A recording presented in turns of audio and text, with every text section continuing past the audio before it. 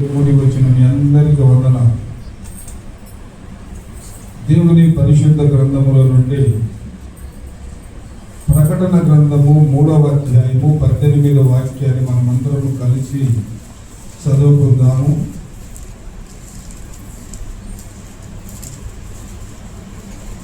ప్రకటన గ్రంథము 3వ అధ్యాయము 18వ వాక్యం.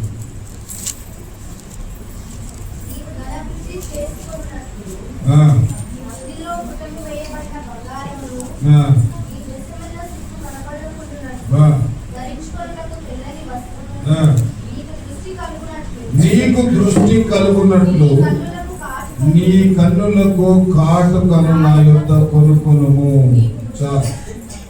చిన్న ప్రార్థన చేసుకుందాం. మహిమగల మా తండ్రి, కృపగల దేవా, చదవబడిన మాటలు మీ మాటలు ఉంటుండగా తండ్రి మీరు మాట్లాడండి ప్రభువా, మీరు వివరించండి తండ్రి. మీకు స్తోత్రమునైనా ప్రతి ఒక్క హృదయానికి ప్రభు అర్థమగు రీతిలో నాతో మాతో మీరు మాట్లాడి అధ్యక్షత వహించి నడిపించి మీరు మహిమ తెచ్చుకోమని ప్రాధేయపడుతున్నాము, బతిమలాడుతున్నాము, అర్థిస్తున్నాము తండ్రి. నీకు స్తోత్రము రాజా. నీ స్వరాన్ని వినిపించి మీ నామములకు వైపు తెచ్చుకోమని యేసు నామములో ప్రార్థిస్తున్నాము తండ్రి. చెప్పండి గట్టిగా. మనకు గమనించినట్లయితే చదవబడినటువంటి లేఖన భాగంలో నీకు దృష్టి కలుగునట్లు అనేటటువంటి మాటను మనం చూస్తూ ఉన్నాం.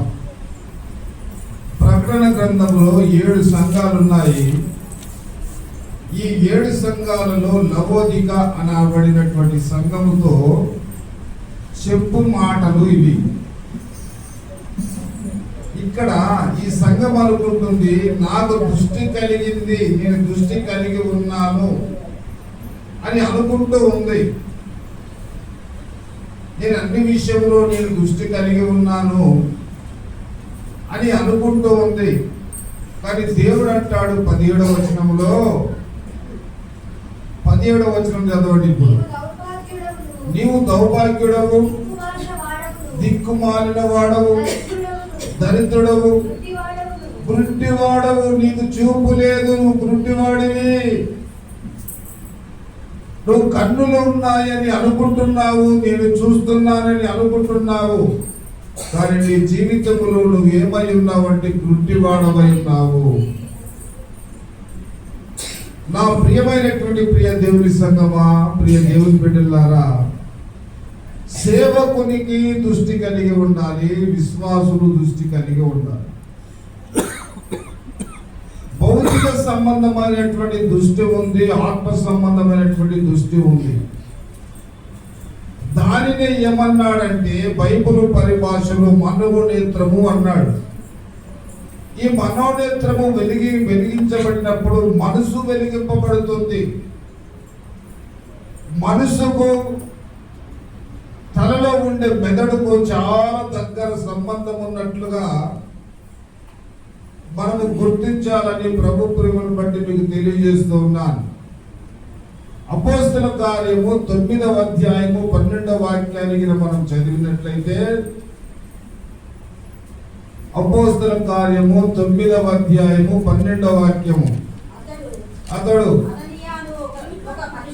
అననీయ అనే ఒక మనుషుడు లోపలికి వచ్చి తాను దృష్టి పొందినట్లు తల మీద చేతులుంచుట చూచి ఇలాగ చెప్పెను,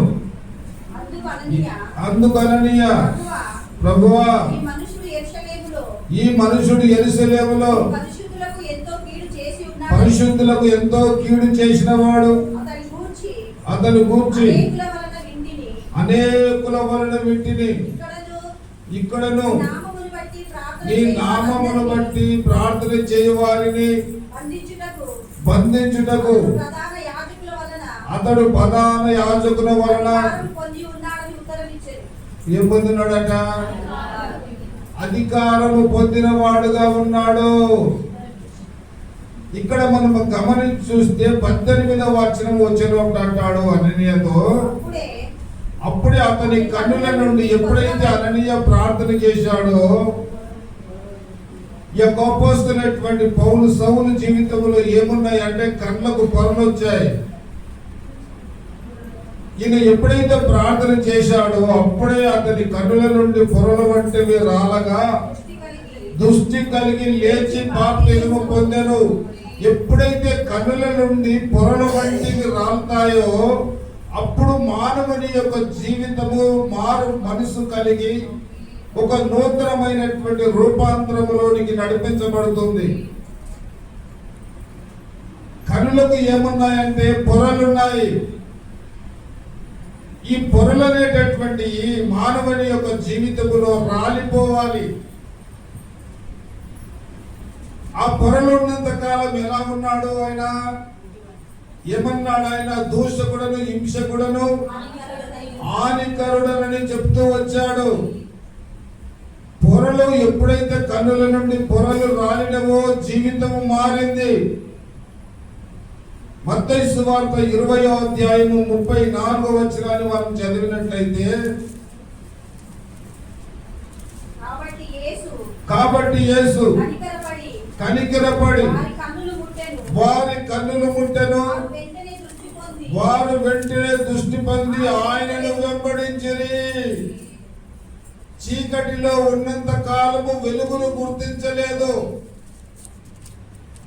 ఎప్పుడైతే పొరల వంటివి కంటి నుండి రాలినవో వెనువెంటనే వారు జీవితము మారి వారు ప్రభువును వెంబడించినని మనం చూస్తాము. దృష్టి పొందిన తర్వాత ఏమి మారిందంటే వారి యొక్క స్వభావాలు మారాయి. నా ప్రియమైనటువంటి ప్రియ దేవుని సంగమా, దేవుని బిడ్డలారా, ఈ మధ్యాహ్న కాల సమయం ముందు మనము నిజముగా దృష్టి పొందిన వారముగా ఉన్నామా? కొద్దిగా మనం ఆత్మీయంగా ఆలోచన చేస్తే, మనం ఆలోచిస్తే, ఒక్కసారి మనల్ని మనం పరిశీలన చేసుకోగలిగితే మనం భౌతికంగా కానీ అభౌతికమైనటువంటి చూపును పొందుతున్నామే కానీ ఆత్మ సంబంధమైనటువంటి చూపు మనకు లేదు. కాబట్టి ప్రతి ఒక్కడు సేవకుడు, విశ్వాసి ఏం పొందాలా? దృష్టి పొందాలి. దేవునికి స్తోత్రం చెప్పండి. కొన్ని వ్యతిరేకమైనటువంటి మాటలు, ఒక 4 మాటలు మీకు జ్ఞాపకం చేస్తారు, గమనించండి. ప్రజలు ఎలా ఉన్నారు అని మనం ఆలోచిస్తే యెషయా గ్రంథము 2వ అధ్యాయము 11వ వాక్యము.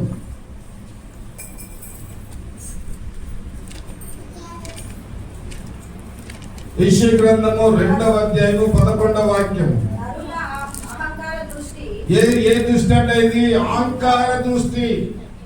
చాలా మంది జీవితాలను మనం చూస్తాము. వారిని చూచినప్పుడు వారి చూపులలో ఏమి కనబడుతుందంటే అహంకారము కనబడుతుంది. ఇది దృష్టికి ముందు అహంకారము ఉందని మనం గమనించాలి. అహంకార దృష్టి ఇది దేవుని బిడ్డలకు ఉండరాదు. దేనిని బట్టి అహంకార దృష్టి కలిగి ఉన్నావో నిన్ను నువ్వే జ్ఞాపకం చేసుకో. రెండో విషయంగా జ్ఞాపకం చేసుకుందాం. హెచ్కేల్ గ్రంథము 15వ అధ్యాయము 7వ వాక్యము.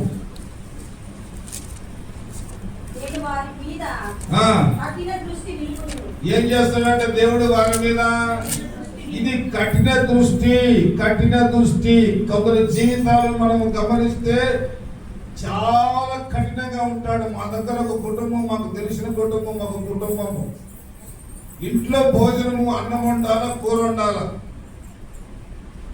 అన్నం వండిన డేక్ష, కూర వండిన డేక్ష, ఈ 2 తీసుకుపోయి భర్త దగ్గర పెట్టాలా. ఆడు సంతృప్తిగా తిన్న తర్వాతనే భార్య పిల్లలు తినాలి. అంతకుముందు తినడానికి వెళ్ళలేదు. ఒకవేళ ఉన్నదంతా నేను తింటే నా భార్య ఏమవుతుందో ఆకలికి, నా పిల్లలు ఏమవుతారనేటటువంటి మనసు వానికి లేదు. వారి యొక్క హృదయం ఎలా ఉందంటే కఠినమైనటువంటి దృష్టి కలిగిన వాడు మొత్తం తృప్తిగా తిని ఒకవేళ మిగిలితే వాళ్ళు తింటారు, లేకపోతే లేదు. ఏ దృష్టి? కఠినమైనటువంటి దృష్టి. సామెతల గ్రంథము 28వ అధ్యాయము 22వ వాక్యాన్ని మనం చదివితే ఏ దృష్టి అంట? కొందరు జీవితంలో ఎవరిని చూసినా, ఎప్పుడు చూసినా, ఎలాగో చూసినా, మందిరంలో చూసినా, బయట చూసినా, బస్ స్టాండ్ లో చూసినా, ఏ స్థలంలో చూసినా వారి దృష్టి ఎలా ఉంటుందంటే చెడు దృష్టి, చెడు దృష్టి. మనము ఏ స్వభావము గలవారమై ఉన్నాము మనల్ని మనం జ్ఞాపకం చేసుకోవాలి. ఒకవేళ అహంకార దృష్టి ఉందా, కఠినమైనటువంటి దృష్టి ఉందా, ఒకవేళ చెడు దృష్టితో మనము ప్రవర్తిస్తున్నామా జ్ఞాపకం చేసుకోవాలి. అదే సామెతల గ్రంథము 25-23లో మనం చూస్తే ఇది చాలా ప్రమాదకరమైనటువంటి దృష్టి.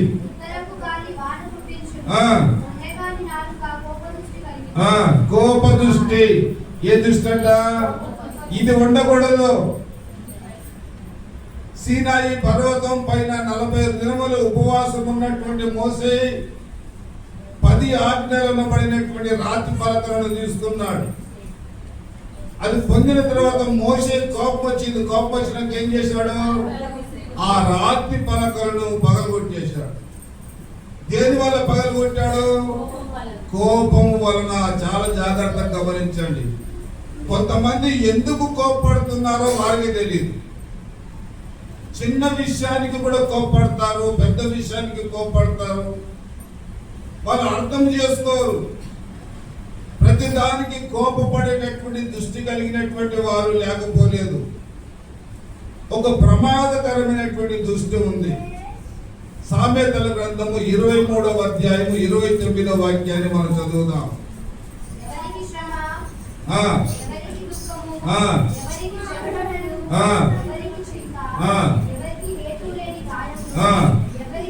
మంద దృష్టి. ఏ దృష్టి అంటే ఇది? మంద దృష్టి. ప్రార్థనకు పోవాలన్నా వద్దా? ఇంకా పాటలు పాడలేదే, పాటలు విన్నప్పుడు పోతాంలే, ఇంకా ప్రారంభం కాలేదే, ఇంకా సౌండ్ వినపడటం లేదే, ఇంకా టైం ఉంది పోదాంలే. ఏ దృష్టి? మందిరములకు రావాలన్నా, దేవుని సన్నిధిలో ప్రార్థన చేయాలన్నా, సంఘ సావాసములో ఉండాలన్నా ఏ దృష్టి అంటే ఇది? మంద దృష్టి. నా ప్రియమైనటువంటి ప్రియ దేవుని సంగమా, అన్నిటికంటే ప్రమాదకరమైనటువంటి దృష్టి ఒకటి ఉంది. హెచ్కేల్ గ్రంథము 6వ అధ్యాయము 9వ వాక్యం.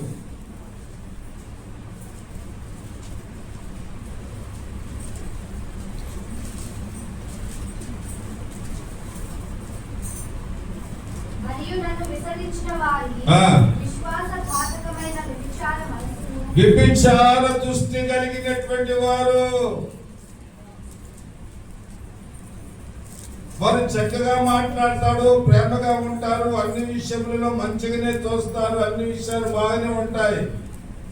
కానీ వారి దృష్టి అంతా కూడా వ్యభిచారపు దృష్టి. ఇది బైబిల్ గ్రంథంలో దేనికి గుర్తుగా ఉందంటే యెజబెలుకు గుర్తుగా ఉంది. ఏవైనా ఉండొచ్చు సంఘములో, కానీ యెజబెలు ఆత్మ మాత్రం ఉండటానికి వీల్లేదు.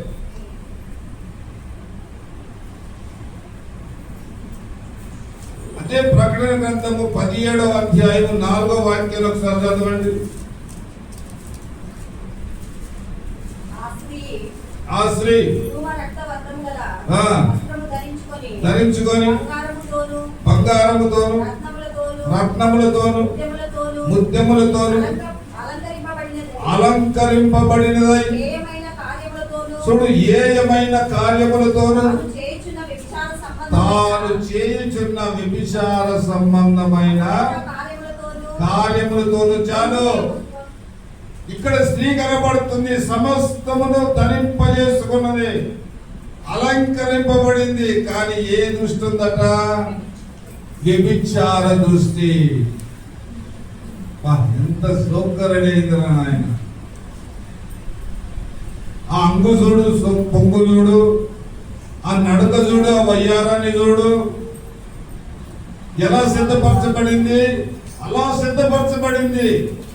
కానీ ఆమె దృష్టి అంతా కూడా ఏ దృష్టి అట? వ్యభిచార దృష్టి. ఈ వ్యభిచార దృష్టి కలిగినటువంటి వారి యొక్క విషయాన్ని జ్ఞాపకం చేసుకుంటే జకర్యా గ్రంథము 11వ అధ్యాయము 17వ వచనాన్ని మనం చదివితే ఇక్కడ చాలా చక్కని మాట జ్ఞాపకం చేస్తున్నాడు.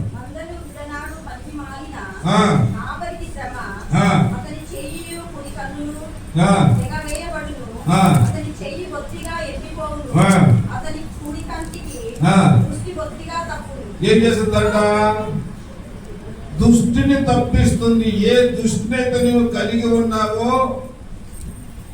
ఆ దుష్టిని తప్పించి, ఆ ట్రాక్ తప్పించి మరొక మార్గములో నేను నడిపిస్తుంది. ఇవి వ్యతిరేకమైనటువంటి దృష్టి కలిగినటువంటి వారు.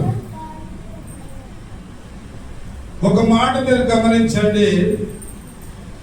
ద్వితీయోపదేశ కాండము 34వ అధ్యాయం 7వ వచనములో ఇక్కడ మోసేని గురించి చక్కని మాట చెప్పబడింది.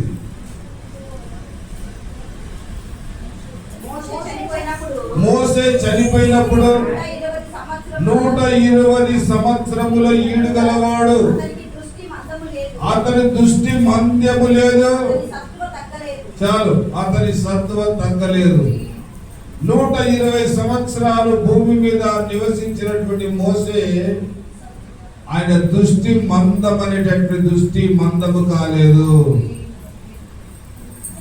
తేటగా ఆయన కన్నులు తేటగా కనబడుతూ వచ్చాయి.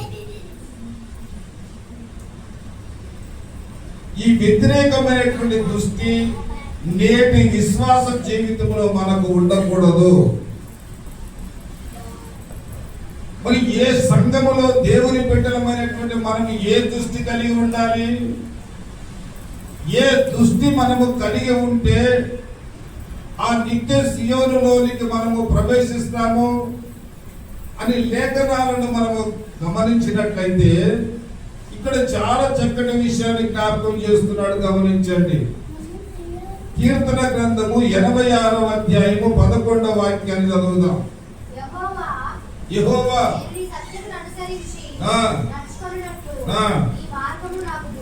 బోధింపుము, నా హృదయమునకు ఏక దృష్టి కలగజేయము. ఇక్కడ భక్తుడు అంటున్నాడు, నా హృదయానికి ఏక దృష్టి, చంచలత్వమైన దృష్టి రావద్దు. నేను నీ సన్నిధికి వచ్చానా, నీ పాద సన్నిధిలో ఉన్నానా, నిన్ను చూడగలిగిన ఏక దృష్టి నా కలుగ చేయి. 10,000లో నేను ఉండినప్పుడు నా ప్రియులు గుర్తుపట్టేటటువంటి దృష్టి నాకు కలుగ చేయి. నా హృదయము ఎల్లప్పుడూ ఏక దృష్టి కలిగి ఉండాలని చెప్పి ఆయన కోరుకుంటూ ఉన్నాడు. కాబట్టి మనకు ఒకటే ఒక దృష్టి ఉండాలి. దేవుని మందిరము గుమ్మములో ప్రవేశించిన మనము ప్రభువు అయిన యేసుక్రీస్తే మనకు గురిగా ఉండాలి.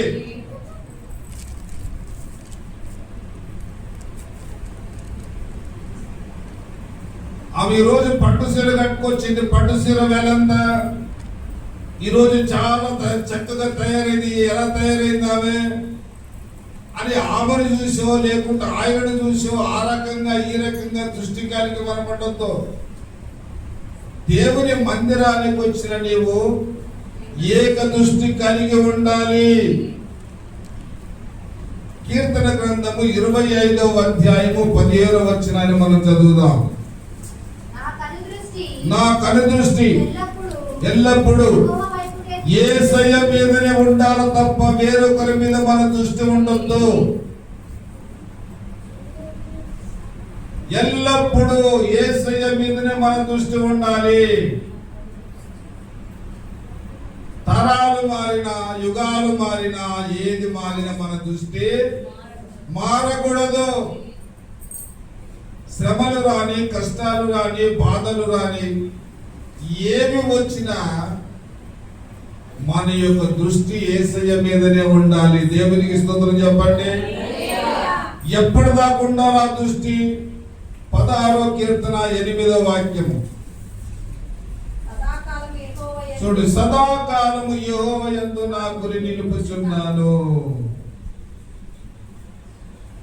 సదాకాలము యెహోవా యందు నా గురి నిలుపుచున్నాను అంటున్నాడు. దేవుని చేత ఐశ్వర్యాన్ని, జ్ఞానమును, తెలివిని, వివేక హృదయాన్ని సంపాదించుకున్న సొలొమోను జీవితంలో ఏమి సంభవించింది? మొదటి రాజుల గ్రంథము 11వ అధ్యాయము 10వ వాక్యాన్ని మనం చదువుదాం. నీవు ఇతర దేవతలను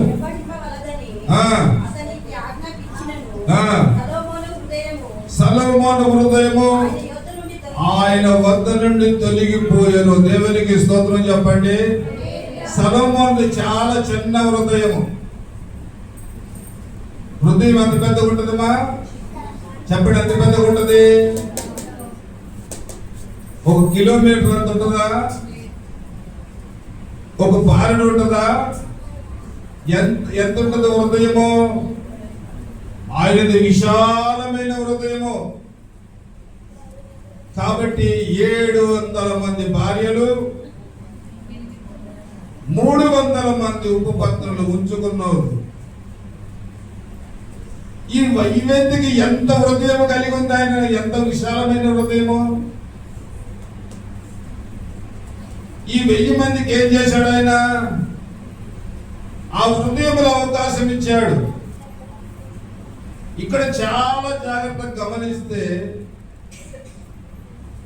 ఈ 1000 మందిని సంపాదించుకోక మునుపు దేవునికి బలిపీఠము కట్టి ఆయన ఏం చేసేవాడు? 1000 స్తుతులు అర్పించేవాడు.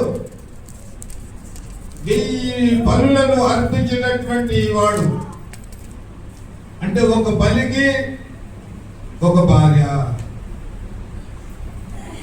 1000 స్తుతులు చెల్లించి 1000 బలులు అర్పించినటువంటి సొలొమోను వారి హృదయములోనికి ఎప్పుడైతే మీరు ప్రవేశించారో వారి సొలొమోను హృదయం ఏం చేయబడిందంటే అవలీలుగా ఆయన దృష్టి అంతా తిప్పబడింది. చాలా జాగ్రత్తగా గమనించండి. దేవుని సంఘములో దేవుని బిడ్డగా ఈ రోజున నీ దృష్టి ఎవరి మీద ఉందని నువ్వు పరీక్షలు చేసుకో. కొంతమంది జీవితాలు ఎలా ఉంటున్నాయి అంటే, ఏప్రిల్కి రాసిన పత్రిక 13వ అధ్యాయము 9వ వాక్యాన్ని చదివితే, నానా విధములైన అన్య బోధల చేత త్రిప్పబడకుడి.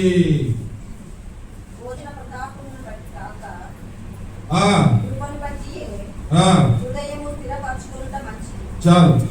నానా విధములైన అన్య బోధల చేత త్రిప్పబడకుడి. ఎక్కడ పడితే అక్కడ.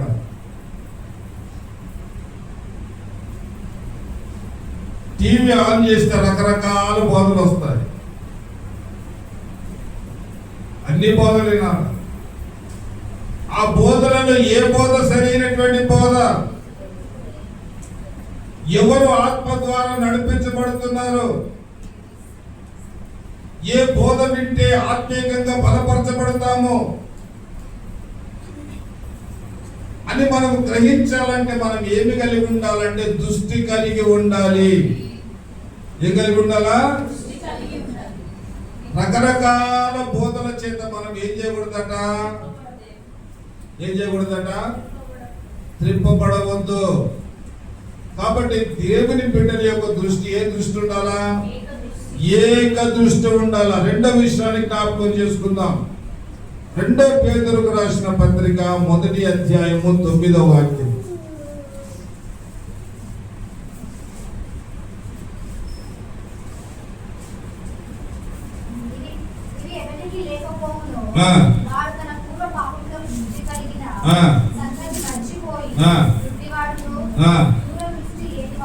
దూరదృష్టి లేనివాడు. కాబట్టి మనకేముండాలా? భవిష్యత్తును కూర్చున్నటువంటి ఆలోచన మనము కలిగి ఉండాలి. ఈ రోజున యవ్వన ప్రాయంలో ఉన్నాము, పరిగెత్తగలము, ఏ పనైనా చేయగలము, సంపాదించగలము, దాచుకోగలము, ఏదన్నా చేయగలము. కానీ భవిష్యత్తులో నీకు ముసలితనం అనేటటువంటిది ఒకటి ఉంది. ఆ దినమందు నువ్వు చెయ్యిలు చాపవలసినటువంటి పరిస్థితి ఒకటి ఉంది. ఆ దినమందు వేరొకడు నీ నడుము కట్టి నువ్వు ఇష్టం లేని చోటుకు నిన్ను నడిపించే పరిస్థితులు రాబోతాయి. ఆ భవిష్యత్తును గురించినటువంటి ఆలోచన నీ జీవితంలో నువ్వు కలిగి ఉండాలి. అది దురదృష్టి. దాన్ని అన్నాడు జ్ఞాన దృష్టి లేక దర్శన దృష్టి. ఒక దర్శనాన్ని పొందినటువంటి యాకోబు తన జీవితంలో ఏమి సంభవించబోతున్నదో ఎరిగిన వాడై ఆ తలగడగా చేసుకున్నటువంటి రాయి మీద నూనె పోసి, ఇది నిజముగా పరలోకపు గవిని, ఇది దేవుని మందిరమే కానీ వేరొకటి కాదనడు. భవిష్యత్తులో దేవుడు నా పట్ల చేయబోతున్నటువంటి కార్యాలు ఈ రీతిగా ఉన్నవని అతడు ఎరిగిన వాడై ఒక దర్శనాన్ని పొందాడు.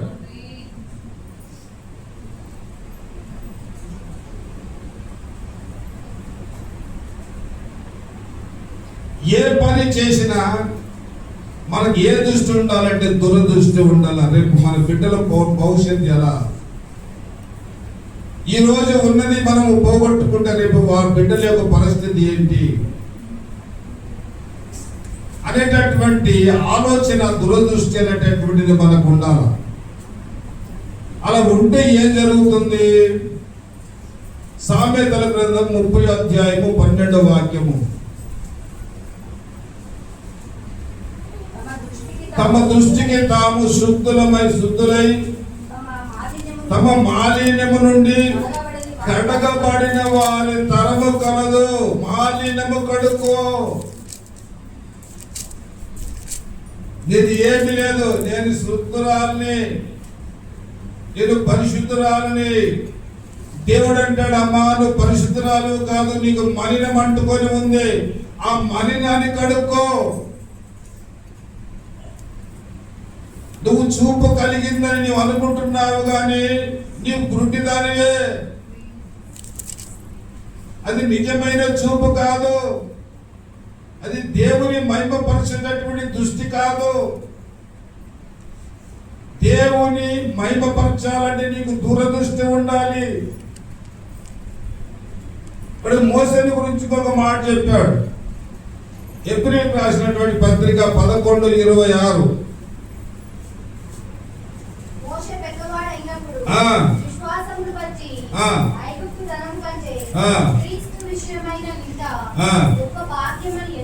ఎంచుకొని పాపభోగము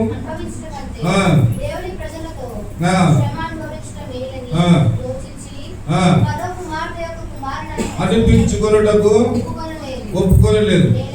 ఏలయనగా అతడు ప్రతిఫలముగా కలగబోవు బహుమానమును యందు దృష్టి ఉంచెను. దేవునికి స్తోత్రం చెప్పండి.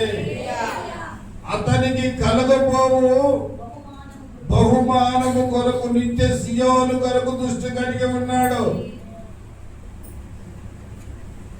చాలా జాగ్రత్తగా గమనించండి. ఈ లోకము అశాశ్వతమైనటువంటిది, ఎప్పుడు లయమైపోతుందో తెలియదు. అందుకే మనం ఒక్కటి వాస్తవాన్ని గుర్తుపెట్టుకోవాలి. నేటి వారమే కానీ రేపటి వారము కాదు. రేపు ఏమి సంభవిస్తుందో మాకు తెలియదు. రాత్రంతా మా వాళ్ళు మంచిగా ఉన్నారు, ఉదయాన్నే వాంతులు, మోషన్స్, పిల్లలకు పెద్దలకు బలహీనమైపోయారు. రాత్రి బాగున్నారు, మంచిగా ఆహారం తిన్నారు, కానీ అనారోగ్యము సంభవిస్తుందని ఎవరికి తెలుసు? ఎవరికి తెలియదు. కానీ నేటి వారమే. ఒకవేళ నువ్వు సజీవుని లెక్కలో ఆయన కృపలో ఉంటే రేపు నీది. కానీ ఈయన దురదృష్టి ఎలా ఉంది? ఆయన నిత్య సియోనులో పొందుకోబోచినటువంటి బహుమానము కొరకు ఆయన దృష్టి కలిగి ఉన్నాడు. ఇప్పుడు 10వ వచనాన్ని మనం చదివితే అబ్రహాము ఏ దృష్టి కలిగి ఉన్నాడో చూద్దాం. ఎలయనగా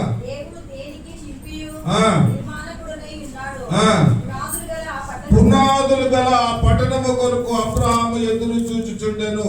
నూతన యెరూషలేము కొరకు అబ్రహాము ఎదురు చూస్తున్నాడు. ఒక దృష్టి కలిగి ఉన్నాడు ఆయన. ఎప్పుడు నేను దేవుని సన్నిధికి చేరాలా, ఎప్పుడు నేను ఆనందంగా ఆయనను కనపరచాలా. ఒక విషయాన్ని గమనించండి, ఎల్లప్పుడూ కూడా దేవుని చూసేవారు ఎవరు అంటే దేవదూతలే. 24 గంటలు ఏం చేస్తారు? ఆయన ముఖాన్ని చూస్తూనే ఉంటారు. అది ఎంత గొప్పదని. ఆ ఉన్నతమైనటువంటి దృష్టిని దురదృష్టి ద్వారా అబ్రహాము కోరుకుంటున్నాడు. పునాదులు కలిగిన పట్టణము కొరకు నేను ఏం చేస్తున్నాను? ఎదురు చూచుచున్నానని చెప్పి ఆయన జ్ఞాపకం చేస్తూ ఉన్నాడు. 1 కొరింథీయులకు రాసిన పత్రిక 10వ అధ్యాయం 11వ వచనాన్ని, యుగాంతమందున్న మనకు బుద్ధి కలుగుటకై వ్రాయబడింది. ఏం వ్రాయబడింది? దురదృష్టి కొరకు వ్రాయబడింది. ఎల్లప్పుడూ కూడా మనం ఒక దృష్టి కలిగి ఉండాలి, ఒక దర్శనము కలిగి ఉండాలి, ఒక పిలుపు కలిగి ఉండాలి. దేవా, నా పట్ల నీ ఉద్దేశం ఏమిటి? నన్ను ఏ విధంగా నడిపించబోతున్నావు? నా భవిష్యత్తులో ప్రభువా నేను ఎలా జీవించాలి అని దేవుణ్ణి మనం అడిగితే దేవుడు ఏం చేస్తాడు? దేవుడు ఏం చేస్తాడు చెప్పండి అమ్మా. తప్పనిసరిగా దేవుడు ఏం చేస్తాడు? చెప్పండి. తప్పనిసరిగా ఏం చేస్తాడు? దేవుడు నడిపిస్తాడు. నువ్వు ఎలా ఉండాలనో ఆయన నిన్ను నడిపిస్తాడు. నువ్వు ఎలా జీవించాలనో నీకు ఆయన నేర్పిస్తాడు. ఒక మాట చూద్దాం. పరిశుద్ధాత్ముడు మనకు తెలియని విషయాలు ఎలా తెలియజేస్తాడో చూద్దాం. అపోస్తలుల కార్యము 16వ అధ్యాయము 6వ వచనం.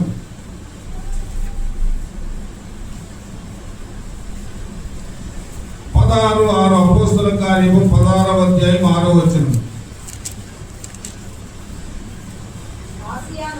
ఆసియాలో వాక్యము చెప్పకూడదని పరిశుద్ధాత్మ వారిని ఆటంకపరచిన. దేవునికి స్తోత్రం చెప్పండి.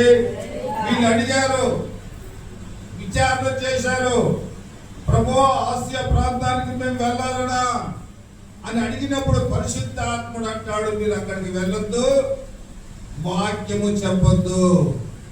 ప్రభువా నేను ఈ కార్యాన్ని తలపెడుతున్నాను, ఇది చేయాలా వద్దా అంటే పరిశుద్ధాత్ముడు నీతో మాట్లాడతాడు, నీకు తెలియజేస్తాడు. ఈ ఉద్యోగంలోనికి నేను చేరాలన్నా వద్దా ఆయన తెలియజేస్తాడు. ఈ వ్యాపారం చేయాలన్నా వద్దా ఆయన నీకు తెలియజేస్తాడు. ఆయన సమస్తమును తెలియజేసేవాడు. కాబట్టి మనం ఏమి కలిగి ఉండాలంటే దురదృష్టి కలిగి ఉండాలి. 3వ విషయాన్ని మనం జ్ఞాపకం చేసుకుందాం. సామెతల గ్రంథము 22వ అధ్యాయము 9వ వాక్యాన్ని మనం చదువుదాం. ఏం కలిగిన వాడట? ఈ మాట మీ బైబిల్ గ్రంథంలో అండర్లైన్ చేసుకోండి. ఈ మాట మాత్రం, దయా దృష్టి గలవారు తన ఆహారములో కొంత ఎవరికి ఇచ్చినట్ట? పేదవానికి ఇచ్చును. తను తినే ఆహారంలో ఒక వంతు. మీరు గమనించండి, సర్వసాధారణంగా అన్నిలో ఒక పద్ధతి ఉంది. వాళ్ళము పెద్ద మనుషులు, ఇప్పుడు లేదు కానీ పెద్ద మనుషులు, మేము చిన్నగా ఉన్నప్పుడు చూసేవాళ్ళము. అన్నం తినేటప్పుడు ఏం చేసేవారంటే అన్నము కలిపి మొదటి ముద్ద తీసి కింద పెట్టేవారు. మొదటి ముద్ద కింద పెట్టి మిగిలిన అన్నం తినేవారు. ఎందుకు అలా పెట్టాలంటే మా పూర్వీకులు ఆశిస్తున్నారు కాబట్టి అలా పెట్టాలయ్యా, వాళ్ళు ఆశపడతారు అని చెప్పేవారు. అదే ప్రకారంగా ఇక్కడ మనం గమనించి చూస్తే దయదృష్టి కలిగినటువంటి వాడు ఏం చేస్తున్నాడు? తాను తినే ఆహారములో కొంత దరిద్రులకు ఇస్తున్నాడు, పేదలకు ఇస్తున్నాడు. ఆ తర్వాత ఏం జరిగింది చదువుమా. అట్టివాడు దీవెన నందును. దేవునికి స్తోత్రం చెప్పండి. దైవ సేవకుని ప్రేమించిన, సంఘాన్ని ప్రేమించిన, సమాజముని ప్రేమించిన నీవు ఏమి పొందుతావంటే దీవెన పొందుతావు. దేవునికి స్తోత్రం చెప్పండి గట్టిగా. హెచ్కేల్ గ్రంథము 5వ అధ్యాయము 11వ వాక్యం.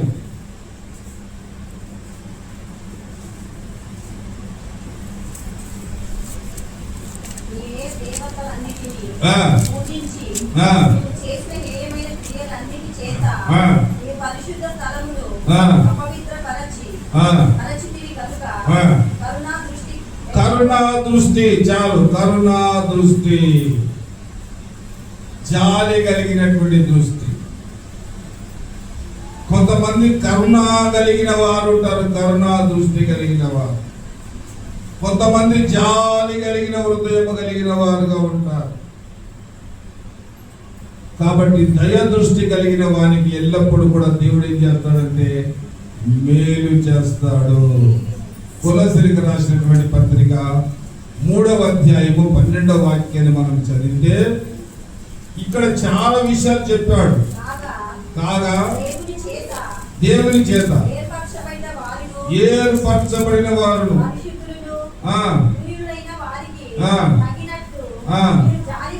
జాలిగల మనసు, దయాలత్వము, వినయము, సాత్వికము, దీర్ఘశాంతమును ధరించుకొనుడి. ఇవి దేవుని బిడ్డలు ధరించుకోవలసినటువంటి విషయం. మన జీవితంలో జాలి కలిగిన మనసు, దయాలత్వము, వినయము, సాత్వికము, దీర్ఘశాంతము మనం ఏం చేయాలంట? ధరించుకోవాలి. సుషాను కోటలోనికి సమకూర్చబడినప్పుడు రాజు ఏం చేస్తా ఉన్నాడు? వస్తిని చూస్తే కోపడుతున్నాడు, ఎస్తేరుని చూస్తే కోపం లేదు ఆయనకు. వస్తి చాలా సౌందర్యం కలిగినటువంటిదే. చూద్దామా? ఎస్తేరు గ్రంథం 7వ అధ్యాయం 3వ వచనం.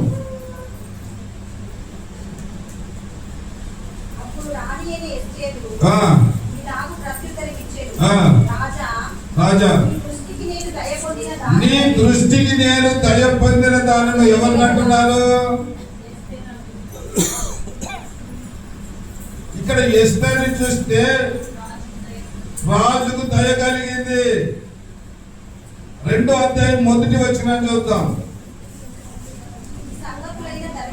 ఈ సంగతులైన తర్వాత అశ్వరోషు ఆగ్రహము చల్లారినప్పుడు వస్తుని ఆమె చేసిన దానిని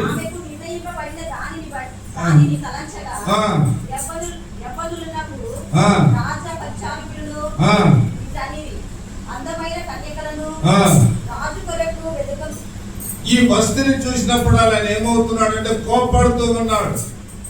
ఈమెకు అందం లేదని కానీ చక్కటి అందం కలిగిందే, సౌందర్యం కలిగిందే. కానీ ఎస్తేరును చూసినప్పుడు ఇలాగ దయ కలుగుతూ వచ్చింది.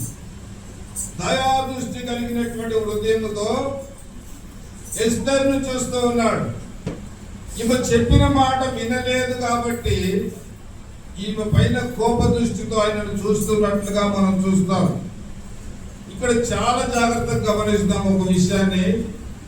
యోబు గ్రంథము 29వ అధ్యాయము 12వ వచనము నుండి మనం గమనిస్తే 16 వచనాల వరకు చాలా చక్కటి విషయాలు చెప్పాడు. చూద్దాం.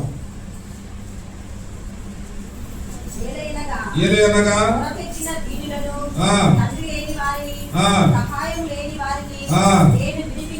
నేను విడిపించిదని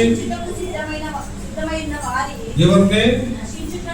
నశించుటకు సిద్ధమైన వారిని వచ్చాను. విధవరాల హృదయములు సంతోషపెట్టింది, వాటిని నీతి వస్త్రముగా ధరించుకొంటిని కనుక అవి నన్ను ధరించెను. 16 వచనాల వరకు రాసుకోండి, మళ్ళీ మీరు చదువుకోండి. 24 వచనం చదువుమా.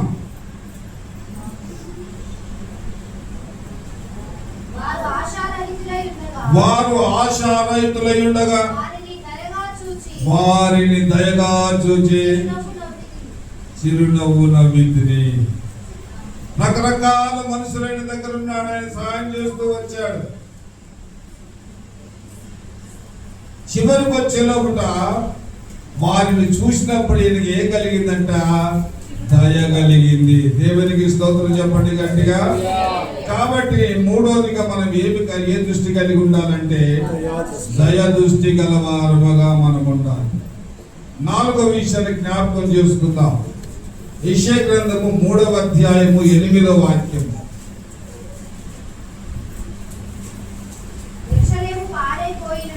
యెరూషలేము పాడైపోయినను, యూదా నాశనమాయను.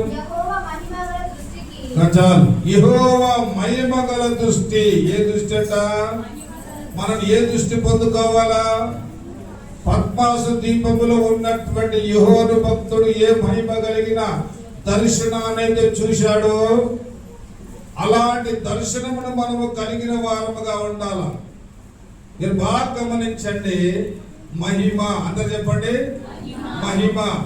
ఏ మహిమ చూద్దాం. మత్తయి సువార్త 4వ అధ్యాయము 8వ వచనము.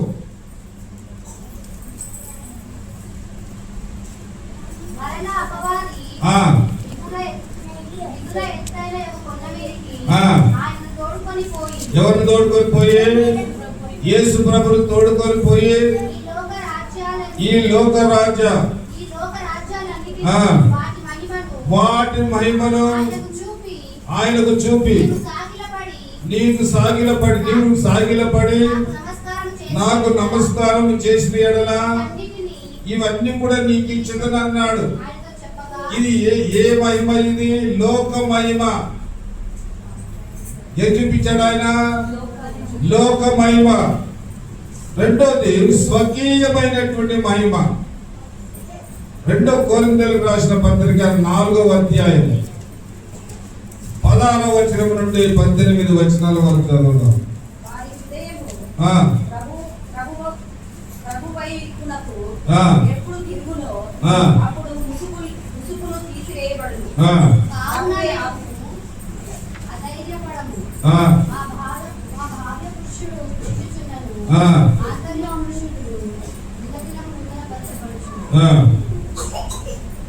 వచ్చినమ్మా 2 కొరింథీయులు 4:16 నుండి 18.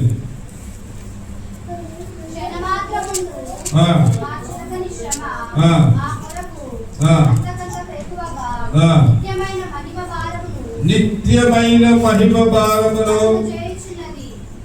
దేవునికి స్తోత్రం చెప్పండి గట్టిగా. ఏ భారం అంటే?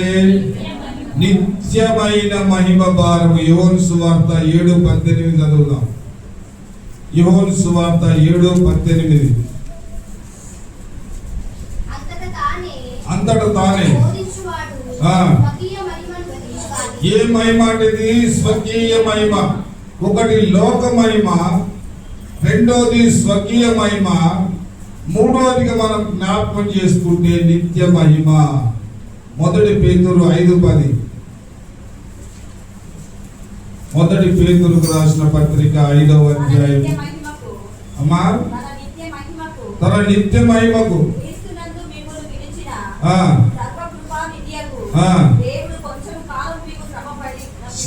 కొంచెము కాలము మీకు శ్రమ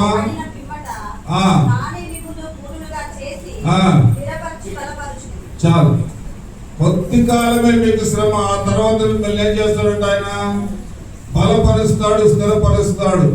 అప్పటిదాకా మనం ఏ దృష్టి కలిగి ఉండాలా? మహిమ కలిగిన దృష్టి కలిగి ఉండాలా. దేవునికి స్తోత్రం చెప్పండి. చెప్పండి గట్టిగా హల్లెలూయా. మొట్టమొదటి ఏ దృష్టి కలిగి ఉండాలా? దేవుని బిడ్డలు ఏక దృష్టి కలిగి ఉండాలి. రెండోది, మూడోది, నాలుగోది మహిమ గల దృష్టి.